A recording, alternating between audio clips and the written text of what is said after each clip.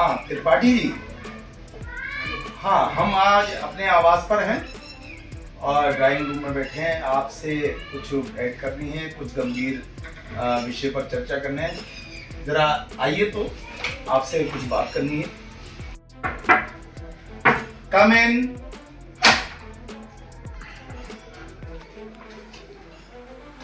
आइए आइए त्रिपाठी जी, आइए बैठिए। जी सर। त्रिपाठी जी, हम पिछले 3 वर्ष से इस प्रदेश में मुख्यमंत्री हैं और आज हमने एक चीज पर हमारा ध्यान गया कि जब भी यूपीएससी के रिजल्ट घोषित होते हैं तो हमारे प्रदेश में 2 गांव हैं, भवानीपुर और श्यामपुर। इन दोनों गांव के छात्र और छात्राएं जो यूपीएससी एग्जाम्स में बैठते हैं, उनकी सफलता का प्रतिशत बहुत ऊंचा है। अच्छी बात है, बच्चे मेहनत करते हैं, लेकिन इतने उच्च स्तर पर बच्चों का पास होना, खासतौर से 2 गांवों के छात्र छात्राओं का, ये थोड़ा सा हमको लगता है कि इस विषय में ध्यान देने की जरूरत है, क्योंकि आजकल पेपर लीक का मामला और परीक्षाओं पर सवाल उठ रहे हैं तरह तरह के।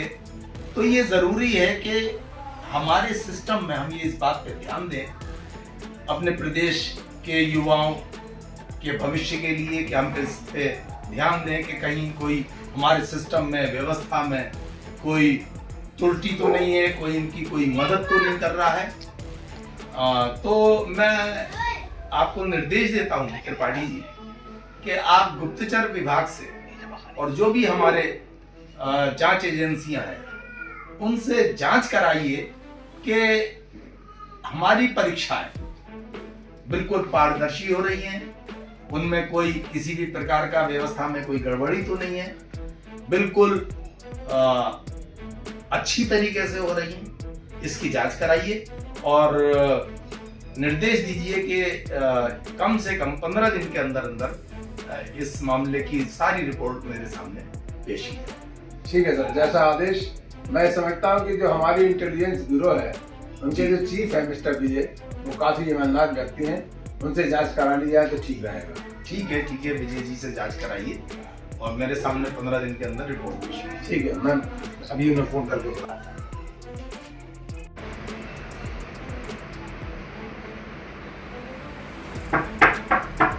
Just come in.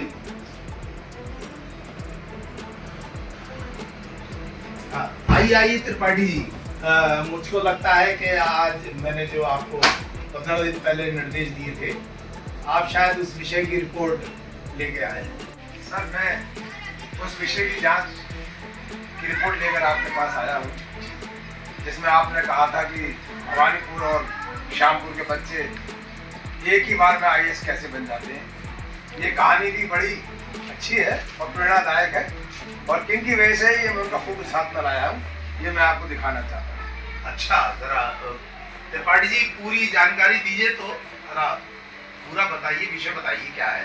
और इनके ये जो फोटो आप लेके आए हैं, निश्चित ही ये काफी महत्वपूर्ण विषय है, क्योंकि आप फोटो लेके आए हैं तो कोई ना कोई विशेष कारण होगा। जरा बताइए। सर, ये श्रीमान जिलाधिकारी रमाकांत जी हैं। जी। अच्छा। ये श्रीमती राधा जो इस समय वर्तमान में जिलाधिकारी है, और इनकी अजीब और गरीब प्रेम कहानी है। अच्छा। मिस्टर रमाकांत जिस समय इनकी उम्र 10 साल थी, तो ये गांव में पढ़ते थे और एक बहुत ही साधारण परिवार से हैं। ये एक दिन फेसबुक पर कोई शादी देख रहे थे जो बहुत ही सादगी से हो रही थी। ये शादी 2 जिलाधिकारी की थी, पत्नी भी जिलाधिकारी और पति भी जिलाधिकारी। पत्नी जिलाधिकारी होने के साथ साथ संस्कारी और खूबसूरत थी। रमाकांत जी जब 10 साल के थे, तभी वो जिद्दी टाइप के थे, लेकिन जब 10वें में आए तो 15 साल की एज हो गई, लेकिन उनका जिद्दीपन नहीं गया और उन्होंने ये मन ही मन ने ये निर्णय लिया कि मैं भी जिलाधिकारी बनूंगा और जिलाधिकारी ही लड़की से शादी करूंगा। ये सोचकर इन्होंने पढ़ाई शुरू कर दी और इंटरमीडिएट परीक्षा में बोर्ड को टॉप किया। इन्हीं के बराबर की एक श्यामपुर गांव है, वहां पर एक राधा नाम की बच्ची है, उसने भी इंटर बहुत अच्छे नंबरों से पास किया और इत्तेफाक से इन्हीं की जाति ही थी।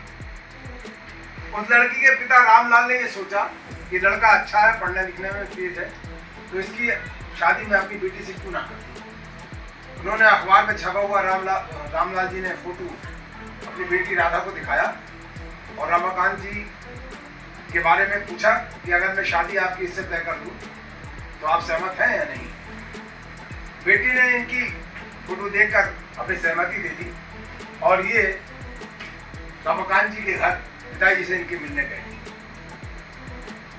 रमाकांत जी के सामने जब ये शादी की बात आई तो उन्होंने स्पष्ट रूप से ये कह दिया कि मैंने ये निर्णय लिया है कि जब तक मैं जिलाधिकारी नहीं बन जाता शादी नहीं करूंगा और जिलाधिकारी ही लड़की से शादी करूंगा। राधा जी के पिताजी ने काफी दान दहेज देने की बात की, लेकिन रमाकांत जी ने बिल्कुल मना कर दिया कि मैं कोई भी दान दहेज नहीं दूंगा, सिर्फ मेरा एक संकल्प है कि मैं जिलाधिकारी बनूंगा।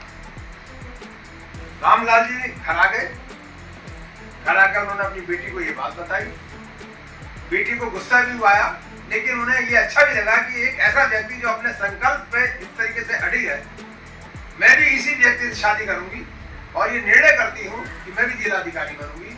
और अपने पिता से आगे पढ़ने की परमिशन लेके उन्होंने डिग्री कॉलेज में जाके अपना एडमिशन ले लिया। और उसी गांव क्या जो डिग्री कॉलेज था, मतलब इस गांव से दूर था, रमाकांत जी ने भी वहीं एडमिशन लिया। रमाकांत जी अपनी पढ़ाई में पूरी तरीके से लग गए, राधा की पढ़ाई में लग गई पूरी तरीके से। राधा रमाकांत जी को जानती थी, लेकिन कभी भी उनने इनसे मिलने का प्रयास नहीं किया कि कहीं इनको डिस्टर्ब ना हो जाए। रमाकांत पर राधा पूरी तरीके से बात करती थी और ये देखती थी कि अगर कोई लड़की रमाकांत जी से मिलना चाहती है तो रमाकांत जी उससे नहीं मिलते हैं, सिर्फ अपनी पढ़ाई में लगे रहते हैं। 2 साल पूरी तरीके से अच्छे नंबरों से राधा ने और रमाकांत जी ने शिक्षा ग्रहण की, एग्जाम में पास हुए। लेकिन जब तीसरा साल आया तो परीक्षा से 3 महीने पहले रमाकांत जी के फादर की डेथ हो जाती है, जिसके कारण रमाकांत जी के पूरे परिवार का भार रमाकांत जी पर आ गया। उन्होंने पढ़ाई छोड़ दी और मजदूरी शुरू कर दी, जिससे कि उनके परिवार का भरण पोषण हो सके। जब 15 दिन रमाकांत जी डिग्री कॉलेज नहीं आए, तब राधा जी को बड़ी बेचैनी हुई और उनका मन नहीं लगता कॉलेज में। तो उन्होंने अपने पिताजी से विनती की कि आप जाके ये देखिए कि रमाकांत जी क्यों नहीं आ रहे हैं पढ़ने के लिए डिग्री कॉलेज। बेटी की विनती पर रमाकांत जी को देखने के लिए रामलाल जी गए तो उन्हें ये पता चला कि रमाकांत के पिताजी की डेथ हो चुकी है, जिसके कारण उन्होंने पढ़ाई छोड़कर मजदूरी शुरू कर दी है और अपने परिवार का भरण पोषण कर रहे हैं। पिता से ये जानकर राधा जी को बड़ा दुख हुआ और वो भगवान के मूर्ति के सामने एकदम बैठ गई और रोने लगी कि जिस व्यक्ति से मैं शादी करना चाहती हूँ और जो संकल्प का इतना पूरा है, उसको आपने डिस्टर्ब कर दिया।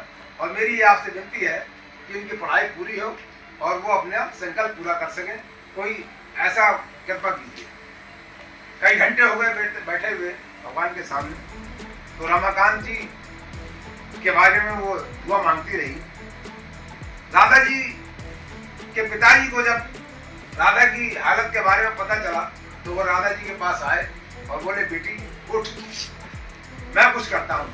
रमाकांत के गांव का प्रधान मेरी जान पहचान का है, मैं कुछ ऐसा करता हूँ कि इसकी पढ़ाई में विघ्न ना आए।